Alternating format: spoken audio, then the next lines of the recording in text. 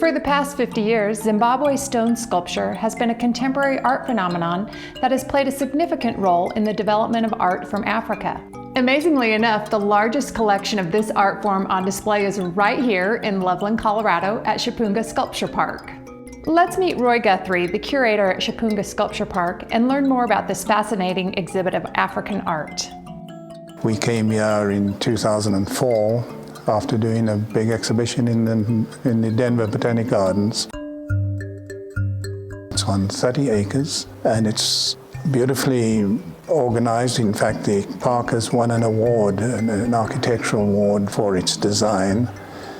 And it's a very unique place in that it commemorates a form of art which has been developed in Africa over the past 50 years. Our country, Zimbabwe, was not known for sculpture at all until about 50 years ago when it suddenly erupted, and now some of the artists are considered amongst the top sculptors in the world.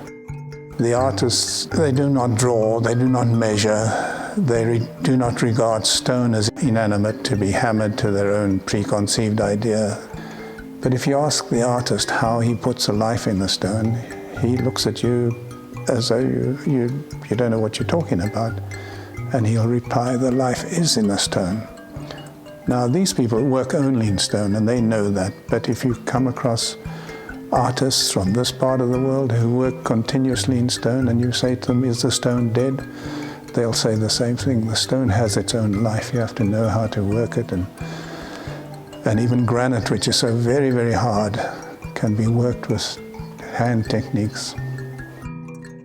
The Sculpture Park is divided into 8 different themes, and they include nature and the environment, village life, the elders, the spirit world, the role of woman, the children, the family, and custom and legend.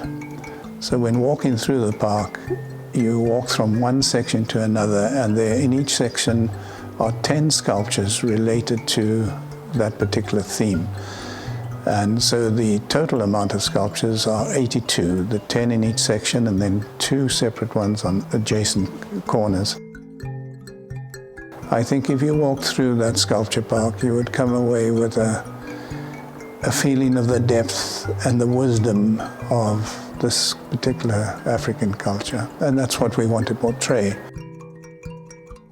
The sculpture is organic, it's handmade, it's sometimes very moving, very direct in its impact, and people relate to it. Almost to a T, those early sculptors, Picasso, Braque, Leger, and Brancusi, were all influenced by African work. Our main purpose in the park is to show that there are sculptors in Zimbabwe and in Africa that can stand in any field. You know, you'll see those works and you could imagine them in the Louvre or the British Museum or the Museum of Modern Arts in New York or the Guggenheim. They would not disgrace any museum in this country.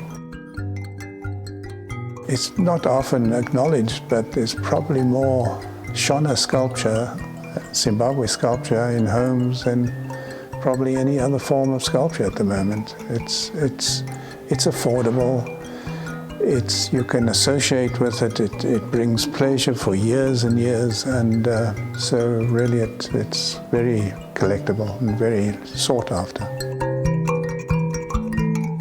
The sculpture has been described as being of world quality and interest, deeply human, spirited in every sense, and superbly skilled, and I think that sums it up.